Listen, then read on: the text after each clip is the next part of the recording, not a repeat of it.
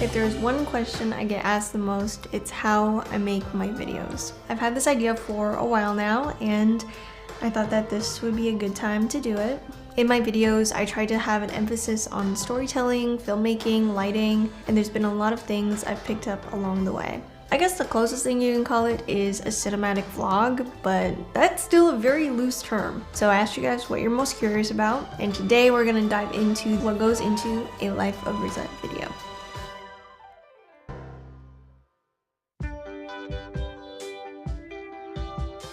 Before we get into it, a brief backstory on how I got here in the first place. Prior to YouTube, I was a freelancer. I did videography and eventually spent some time on set trying to learn as much as I could about the film world. That's when I really started to not only fall in love with it, but to learn so much. But I always loved YouTube and making my own videos, so in 2020 I really started to take things more seriously. I was really inspired by shows that I was watching on streaming platforms at the time, and separately from that I was watching a whole ton of vlogs and a whole ton of filmmakers, but no one was really doing both the way that I wanted to see it. So I got curious, I went out and I made that video, and I knew that day something finally clicked.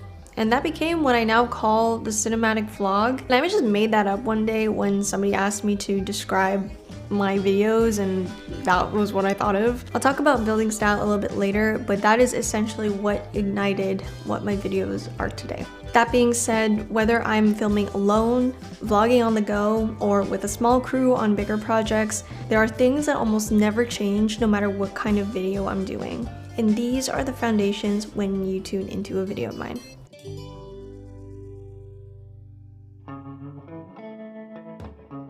I always write down my ideas every time something pops into my head. Once I know it's a strong enough idea, then I'll start pre-production. This is the hard part, because if I do my pre-production well, then filming goes smoothly and the editing is way easier. And without that first step, everything else falls apart. And I keep learning that lesson every time.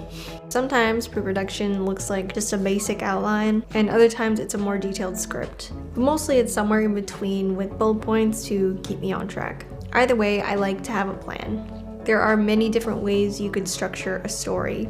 The stories I end up pursuing are the ones where they feel the most relevant to me in the moment, it's a compelling enough case, and that there's a full story arc in it. But however you choose to tell your story, I think the main point of writing anything is to make people care. So underrated, if there is really one thing I can say to focus on, it's that. Plead your case. Assume that nobody knows anything about you, they don't have the full story like you do, and so sometimes making